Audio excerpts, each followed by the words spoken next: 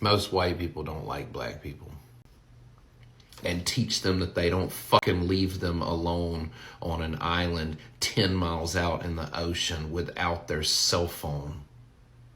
Well, white men like to conquer, they like to fight. They like to fight for resources, they respect war. Black men have never really fought white men and tried to go to war with them. And they said historically that black men were always trying to take their women from them. And now you see all of them all over the internet begging and hyping up white women. I'm going to take the white woman and F the black woman. You don't think they notice that? Hello, everybody. Welcome to my channel. I want to share something with you. This is a very nice man from some of the videos that I saw.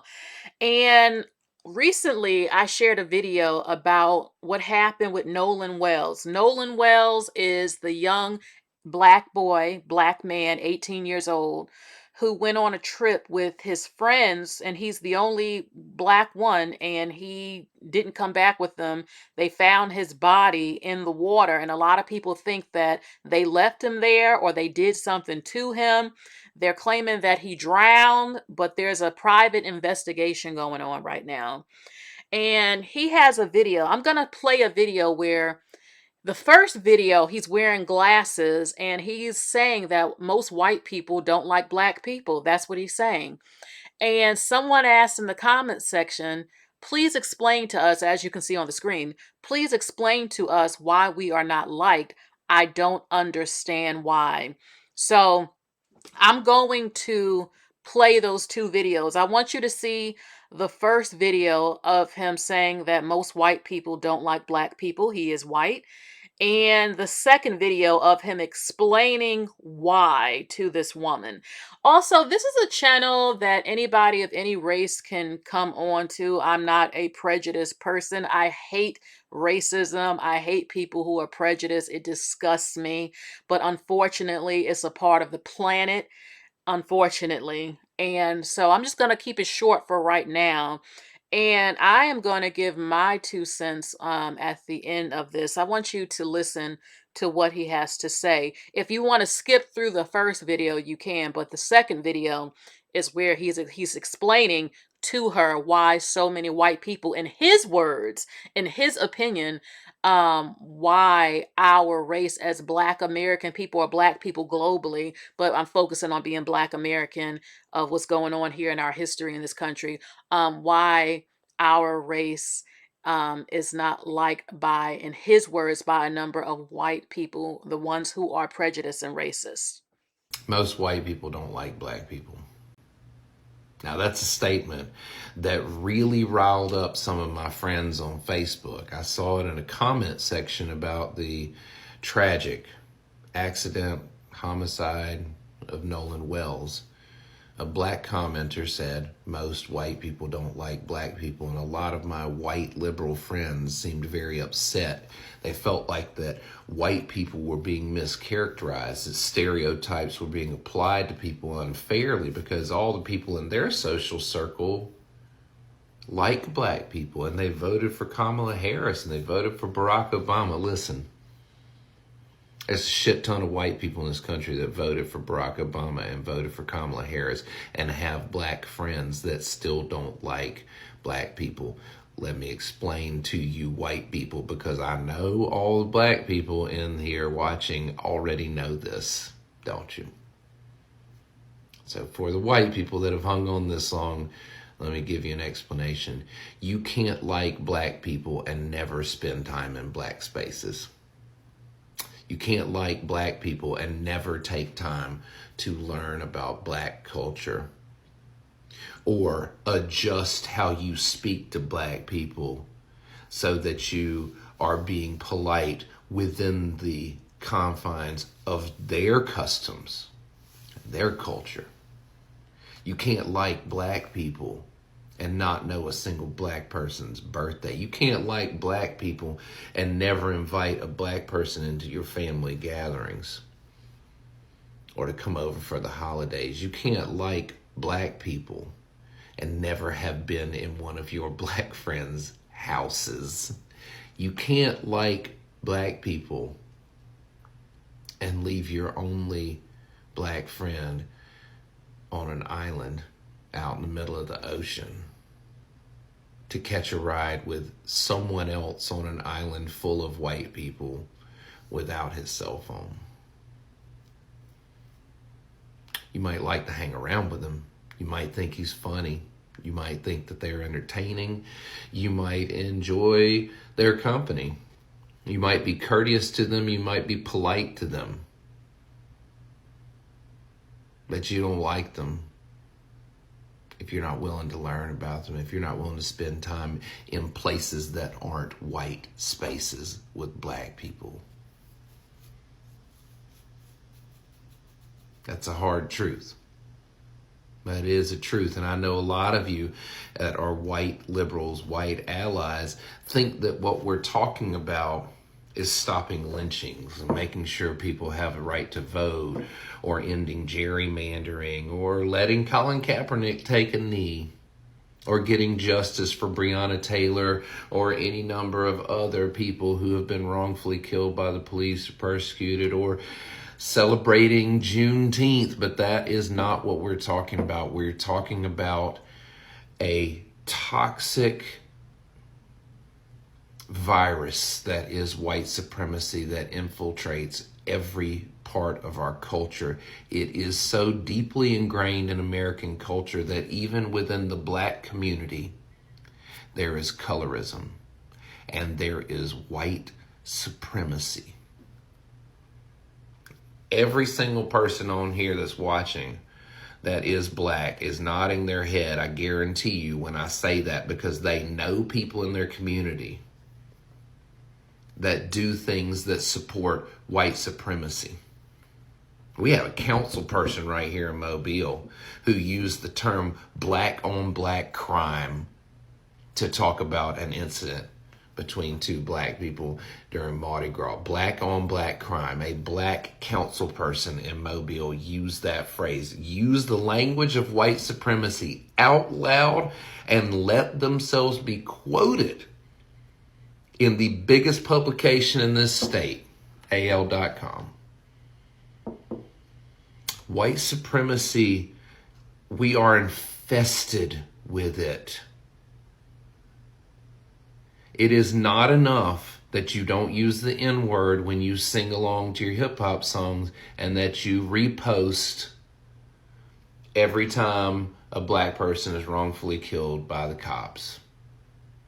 You need to be having conversations with your friends. You need to be talking about deeper, next level things in terms of white supremacy. You need to be teaching your children how to handle having a black friend, and teach them that they can leave them alone on an island 10 miles out in the ocean without their cell phone. I'm going to tell you right up front, this is going to be a little bit of a long answer, but I promise you it is worth it. This is a history lesson with some brutal honesty, and I know what I'm talking about. I have a bachelor's in history, I have a master's in anthropology, and I've done archaeology and historical work all across the Southeast. All right, and I speak the language of white supremacy. Here we go. Prior to the Emancipation Proclamation, white people didn't feel towards black people the same way that they do now. It wasn't what I would categorize as hatred as much as it was ambivalence. The type of ambivalence that you might feel towards an animal. Maybe not some of you, but think of a farmer, how he might feel towards the cattle that he is castrating and branding. Is that hatred? It's ambivalence. And the person next to him who may not even be a farmer, why would he feel hatred towards the farmer's cattle? We got to remember, black people in this country were viewed as livestock. They were viewed as property. They were not treated or viewed as human in any sense.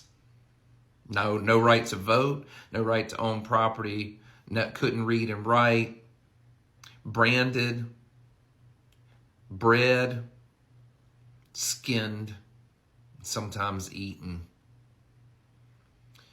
But that ambivalence isn't enough of a motivator to get people to take up arms and go fight and die for a cause that is simply the cause of keeping black people enslaved. And I don't care what anybody fucking says, that is exactly what the states were fighting for the right to do. And it wasn't the states, it was the plantation owners. That's who's in power.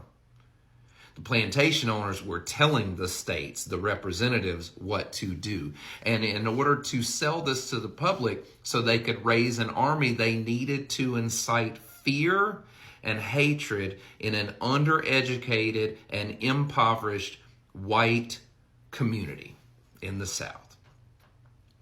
And so they used preachers, just like they do now, to sell this to the public. They sold them fear, because who better to give you a devil to hate than a Christian preacher? And so we have documented examples of this. Preachers across the South preaching to congregations that if black people were freed, they would rise up and revolt. They would burn down all the cities in the South. They would kill white people and grape white women.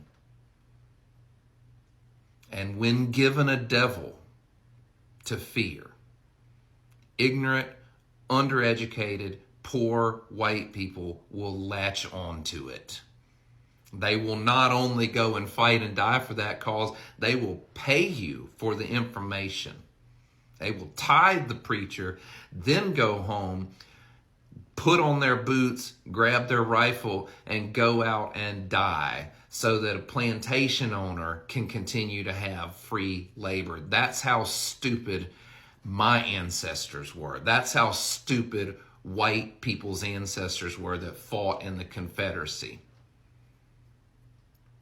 And that's how they learned to hate.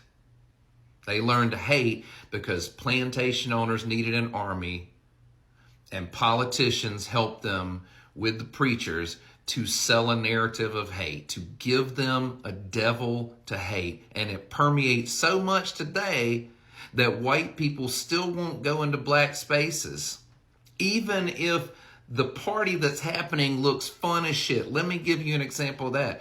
Every year, twice a year, HBCU teams have rivalry games at Lad People Stadium right here in Mobile, Alabama. And we love marching bands, and we love football, and we love Saturday nights in the fall under beautiful Alabama sky. But you will hardly find a white person in that place, despite the incredible food in the parking lot, the vibes and the dancing and the music inside, the world-class marching band music in the home of Mardi Gras, where we love marching bands so much that we call the parades the Boom Boom.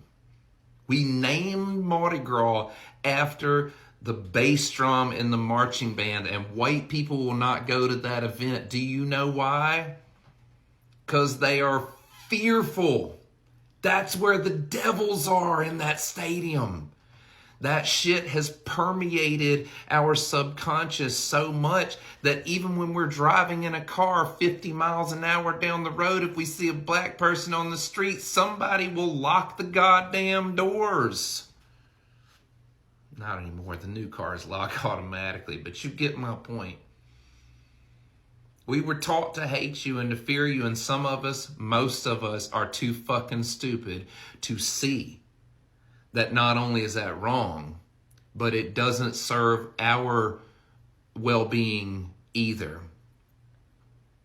They're using us and taking advantage of both us and you, the black community. Hope that answers your question. Okay, so you saw what he had to say.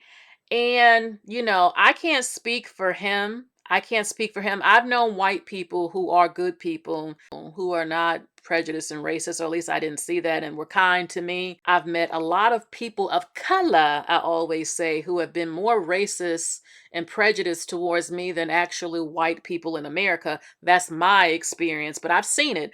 I've seen it from literally every racial group. But we're talking about America, the history between us as black and white people here in America. And there's a lot I could say, but at the end of the day, We have a choice to make as a society. We're either going to get it together or we're not. But Black people cannot beg people to love us or respect us. And you cannot stereotype me. Yes, there are people who will say, well, we don't respect Black people because of the crime and the things that do happen in this country. But I don't do those things. So you cannot stereotype me.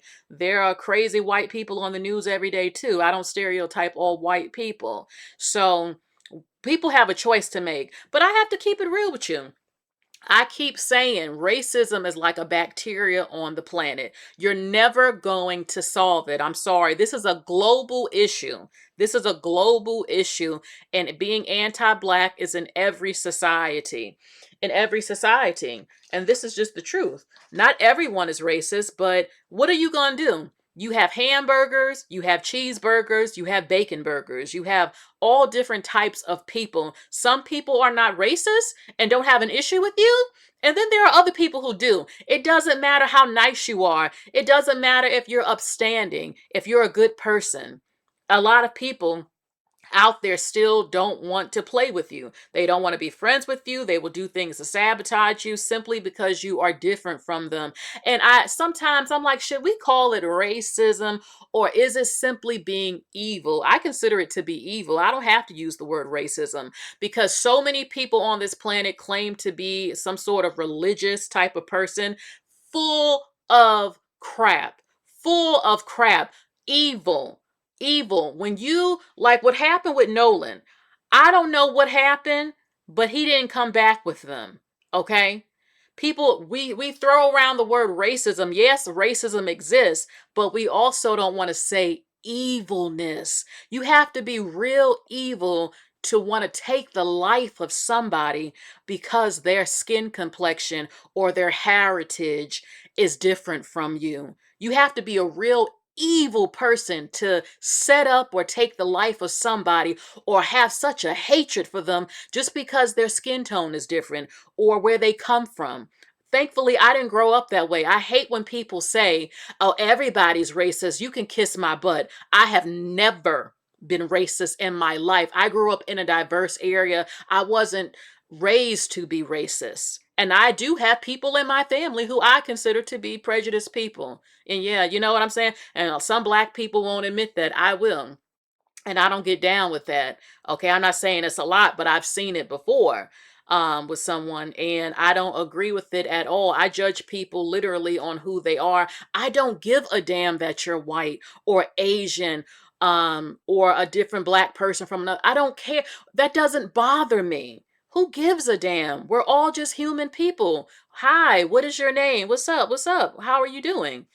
Like, I don't dislike people because, oh, you're from this country. If anything, I'm going to ask you, oh, okay, where are you from? Do you like it here?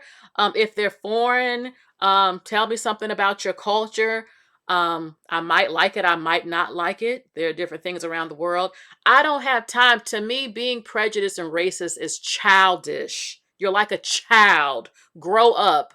I literally have fur babies. I have cats. They're a different species from me, and I love them, but I can't get along with other humans. But racism is not something that one group can cure.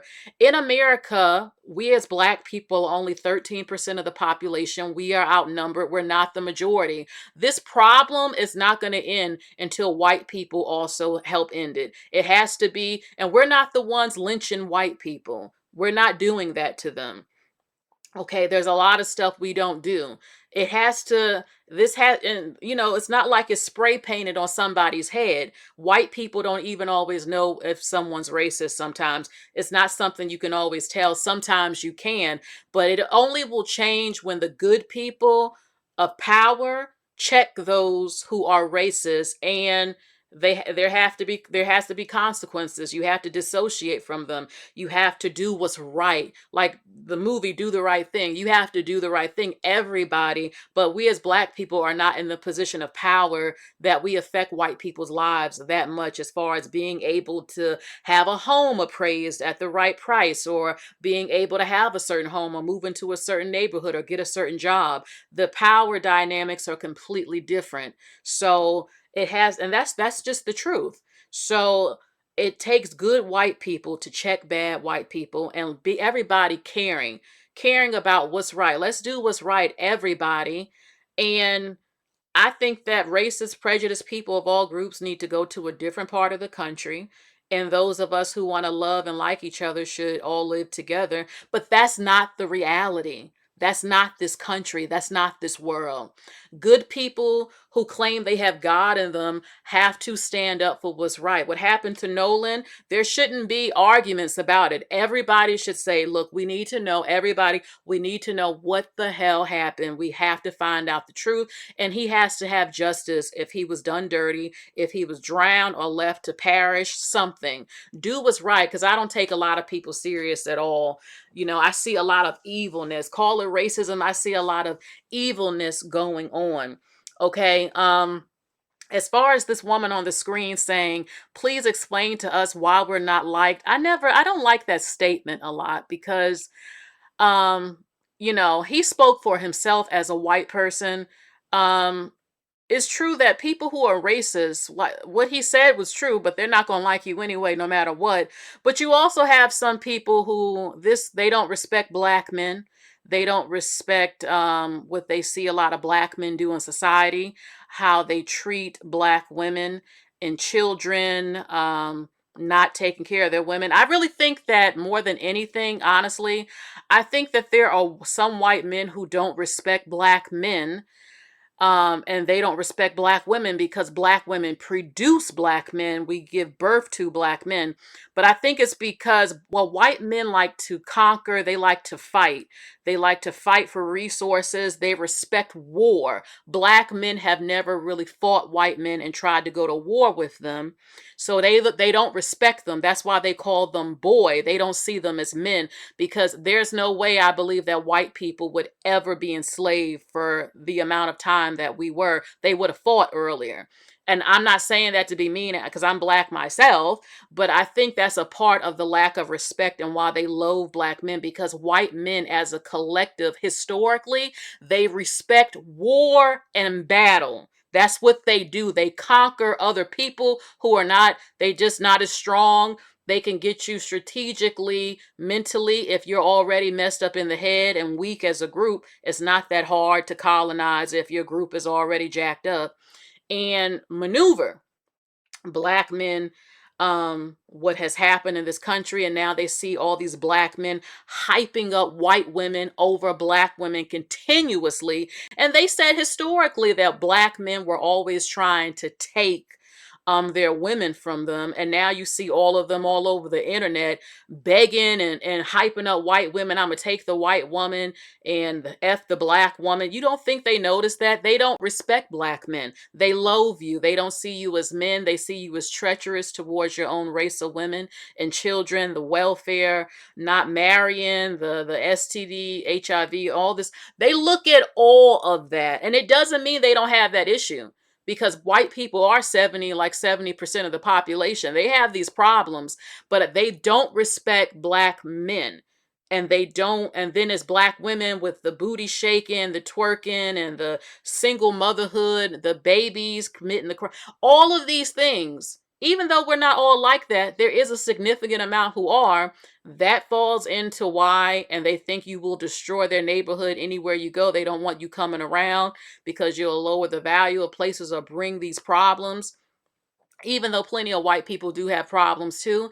And because black women birth black men, you are attached to them. So you're going to get treated like crap too by someone, get looked down on too, because you're the mother of black men. You get what I'm saying? There's a lot. I'm not saying what he said was incorrect. I'm just adding my also opinions as to why we're not liked. I mean, when you have everyone around the globe, in some places, hmm, even though there's anti-blackness in every community, when you have Africans who are even talking about black Americans, you have to at some point think, is there an issue? Why doesn't anyone like my group at all? Is there something there? And you need to be mature about it. We know that we have degenerates. Unfortunately, they have become the face of our race. And then we get called coons and aunt, what do they call Auntie Ruckus and all this other stuff when we talk against it. But the truth is like I said, is that regardless, we still get lumped in. If people don't like you because you're black, whether you're a degenerate or not, they're not going to respect you or like you, because they're evil and they have hatred in their heart. And there are people like that who just have hatred in their heart. And unfortunately, we have never been able to get people like this off the planet, and we never will. But I don't believe in begging for respect. I'm not going to beg you. Okay, understand that. I'm not begging for anything. You will respect me as a person. So, look, everybody, that is what he had to say. What do you think about what he had to say? Do you agree or don't you agree with him? Do you think that he's wrong or do you think that he's right? I'm going to keep it short, okay? I want you to please get those likes up. Let me know what you think. And unfortunately, racism is like a bacteria and a cancer of the planet, and I wish that we could get rid of it. Please like, share, and subscribe. Hit the bell and click all notifications and let me know what you think. I can't wait to talk to you all. Okay, thank you so much, everybody.